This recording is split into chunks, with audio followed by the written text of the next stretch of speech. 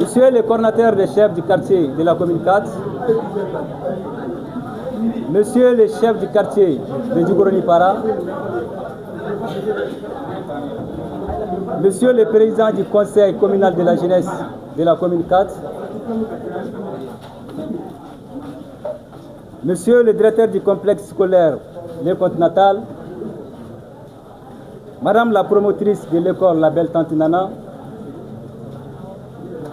Madame la présidente de la Confédération des femmes de l'AES, Monsieur le représentant du service social des armées, Madame la représentante de l'ANPE, Mesdames et Messieurs les chasseurs ici présents,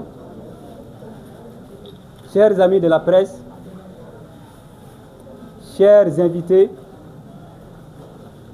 chers formateurs et parents, chers récipiendaires, c'est avec un immense honneur et une grande émotion que je prends la parole aujourd'hui,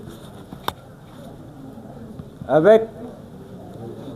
l'occasion de cette cérémonie de remise des attestations des jeunes formés en informatique par Damel Informatique du 1er juillet au 30 septembre.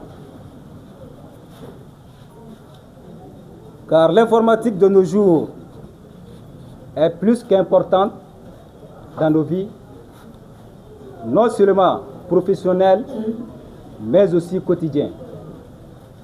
Un domaine incontournable dans la vie. Sans informatique, il n'y a pas de nouvelles technologies. Et sans nouvelles technologies, il n'y a pas d'avenir. En tant que directeur général de Damel Informatique, mais aussi en tant que président du mouvement de soutien aux forces armées maliennes, et représentant officiel de l'Organisation des jeunes africains au Mali, OJA, je mesure toute l'importance de ces moments. Ce que nous célébrons aujourd'hui n'est pas seulement la fin d'une formation, c'est la victoire de la persévérance, du savoir et de l'engagement citoyen. Chers récipiendaires, vous êtes la fierté de cette promotion 2025. Vous avez choisi d'investir vos vacances dans l'apprentissage plutôt que dans la distraction. Vous avez choisi la connaissance plutôt que la facilité. Et surtout, vous incarnez le thème qui nous réunit. Une jeunesse sans drogue. Car oui, une jeunesse forte n'est pas une jeunesse affaiblie par les dépendances destructrices. Une jeunesse forte est une jeunesse éclairée, consciente, engagée, qui comprend que son avenir dépend de sa discipline et de sa capacité à transformer les défis en opportunités. À vous, jeunesse du Mali, je lance ce message. Prenez en main votre destin, car personne ne le fera à votre place.